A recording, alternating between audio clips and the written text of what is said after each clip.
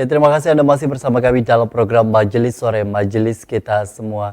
Dan tentunya masih bersama dengan Prof di sebelah saya di sini. Kita tadi membahas tentang sikap yang pertama, yang tadi juga sudah alhamdulillah menjadi bekal ilmu bagi para pemirsa dan juga tentunya untuk saya pribadi. Tapi terlepas dari itu semua kan tadi sudah disebutkan ada 3, Prof ya. Ada 3 sikap yang kemudian juga harus kita jalankan begitu. Nah, 2 sikap lainnya boleh diberikan informasinya. Baiklah, kalau yang pertama tadi adalah sikap yang menerima petunjuk Al-Quran.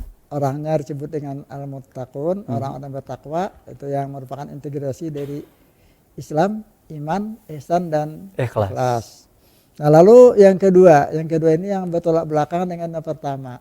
Kalau yang pertama itu menerima tanpa reserve istilahnya, ya a priori menerima, artinya sudah yakin betul. Yang kedua ini a priori menolak. Al-Quran menjelaskan innalladzina kafaru sawa'un 'alaihim a'andzartahum am lam tunzirhum la yu'minun. Nah, jadi yang kedua ini apapun yang terjadi diberi peringatan oleh Nabi atau tidak sama.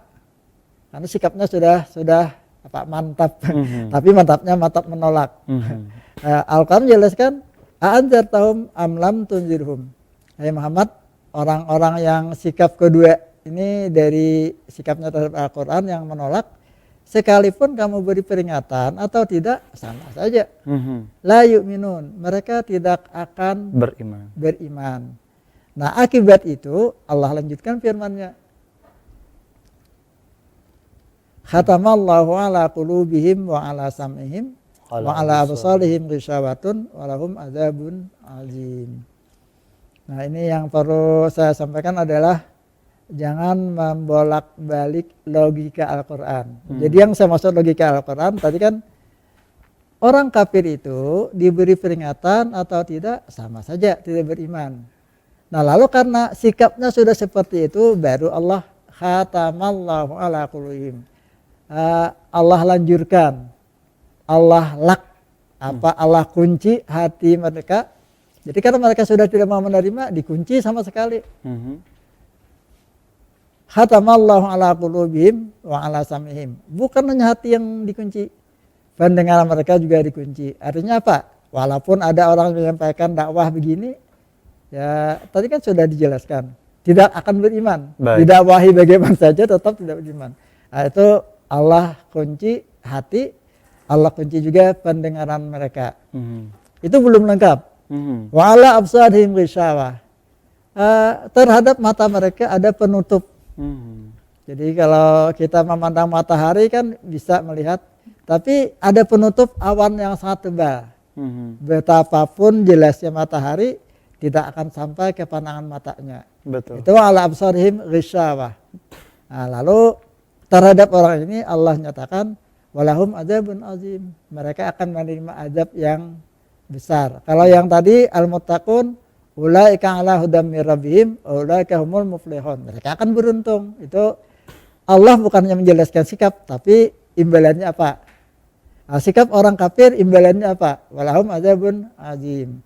Nah, lalu sikap yang ketiga, tadi kan sudah kita tegaskan, sikap itu ada yang menerima, ada yang menolak. Nah, lalu ada yang antara dua itu. Tadi saya nyatakan mereka ini adalah tidak mau menerima, artinya sama aja loh orang kafir.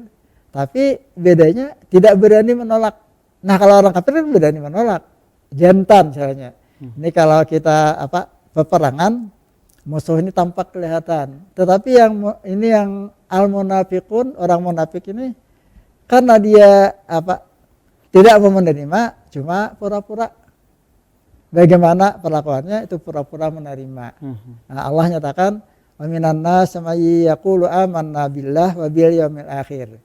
Dipoles di bibir mereka menyatakan kami beriman kepada Allah dan beriman juga kepada hari akhir. Sampai di situ lah sama dengan orang mukmin, al-muttaqin. Tetapi Allah menampik itu.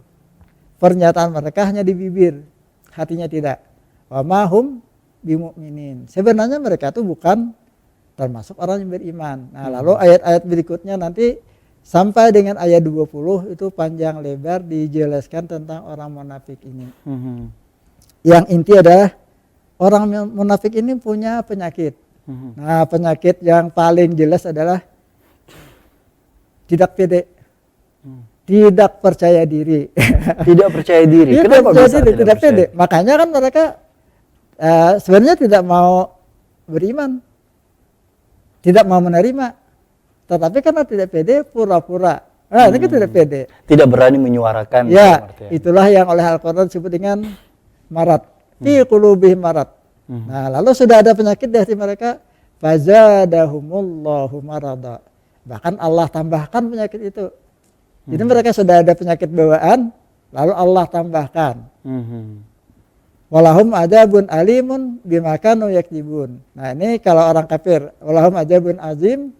Kalau untuk orang munafik, walahum adzabun alim. Kenapa perbedaan seperti itu? Mungkin ini beda ungkapan, tapi mungkin juga dari ungkapan itu akan beda kenyataan nanti. Adzabun alim, azab yang sangat pedih. Kalau tadi kan adzabun azim, ini gambaran keseluruhan besar.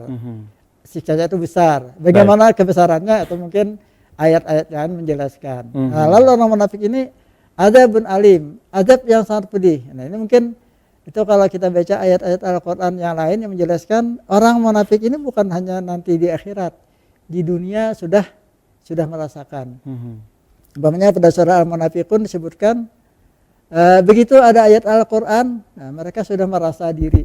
Nah, karena kan tadi hatinya menolak, tapi mengucapkan menerima.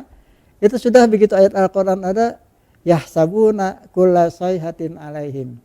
Ini kalau ada pukulan godam, godam yang akan digunakan sebagai pemukul, orang munafik ini merasakan, wah, kalau ini kita sudah yang kena pukulan.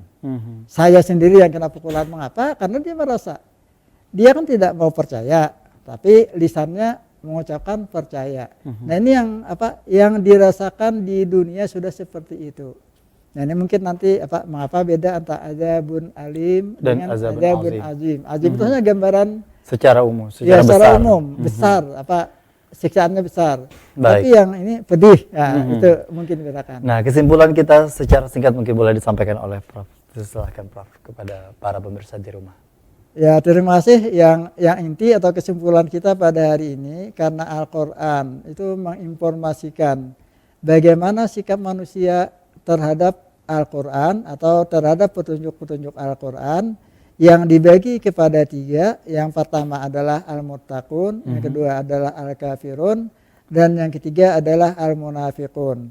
Maka yang seharusnya kita laksanakan, yang seharusnya kita amalkan, yang kita bersikap seperti itu adalah bagaimana agar kita ini menjadi al-muttaqun. Muttaqun tadi mengintegrasikan Islam, orangnya disebut Muslim, iman, orangnya disebut mukmin, ihsan, orangnya disebut muhsin, dan ikhlas, orangnya disebut mukhlis.